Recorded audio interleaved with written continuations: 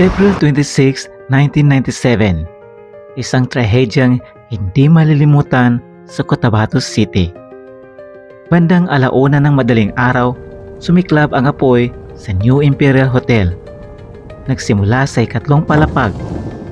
Maraming bisita ang natrap. Ilang wala ng buhay. Nakabalot sa basang kumot.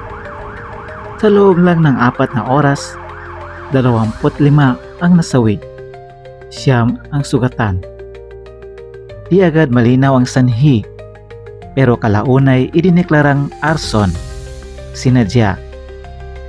Isa ito sa pinakamalalang sunog sa kasaysayan ng bansa at sa puso ng Cotabateño, hindi malilimutan.